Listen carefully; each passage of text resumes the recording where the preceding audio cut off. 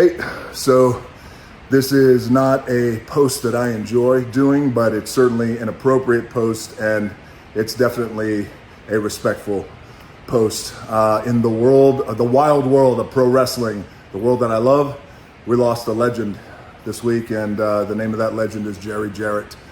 And while most of you may not be familiar with that name, you may recognize the last name Jarrett. Jarrett's son, Jeff Jarrett, WWE legend, good buddy of mine.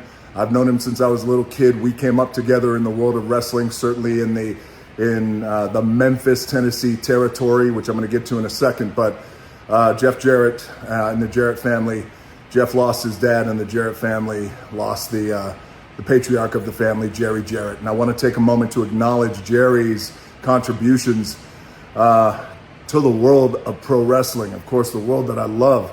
And for those, many of you who don't know, before wrestling became the global sensation that it is today, dominated by the WWE, before it became a publicly traded company, across the country were little territories, smaller territories where regional territories where wrestlers would wrestle for maybe a year and a half, and when their run was done, they packed their stuff and they drove on down the road. Literally, we would pack the back of our cars and we'd drive on down the road to the next territory. So I lived on the road the majority of my childhood.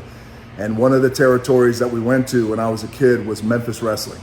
And Memphis wrestling at one time, and this is not hyperbole, at one time in the 70s, the early 80s and the mid 80s, and I think even creeping up into the late 80s, was the hottest wrestling territory in the country. It was on fire. At the Mid-South Coliseum, and every Saturday morning, 10 a.m., Channel 5 wrestling. Wrestlers would wrestle there in the studio. And Jarrett was the maestro of that. He created and built and fostered this incredible wrestling territory.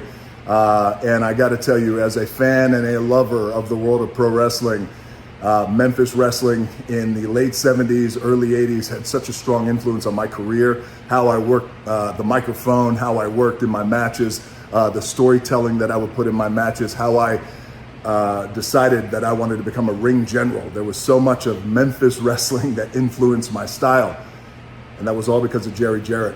And I also want to acknowledge Jarrett. There was my father, my dad, the soul man, Rocky Johnson. He wrestled for Jarrett. And Jerry Lawler, who owned a piece of that company back then in the late 70s. And then my dad went back to wrestle for Jarrett in 1986-87 when we were evicted off the island of Hawaii. We couldn't pay the rent, and my dad was having a real hard time finding a job, and Jarrett gave him a job. I'll never forget that. I always appreciate it. And I just want to publicly acknowledge that about Jerry at a time when we really needed it. I appreciate that so much. And then years later, this punk kid came in when I had $7 in my pocket, the infamous $7. I didn't have a job either, but I had a passion for pro wrestling. I thought I had something to offer. Jarrett gave me a job in 1996, and I'll never forget it. So thank you, Jerry. Thank you, Jerry. And to Jeff Jarrett, my buddy, and his wife, Karen, and the entire Jarrett family, I'm so sorry for your loss. Stay strong. I'm sending you guys all the love and light and the mana and the strength during this time. I've been there, and I know the pain of what it's like to lose a dad. So I want to try and end this on an uptick, on a positive note, to the Jarrett family and to all the world of pro wrestling, and to the world at large. What a life that man lived. What contributions, but what a life. What an impact. What a life that man lived, and what a life we all have to celebrate. All right, Jarrett family, Jeff, and everybody, stay strong.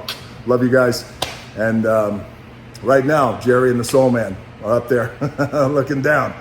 All right, you guys stay strong.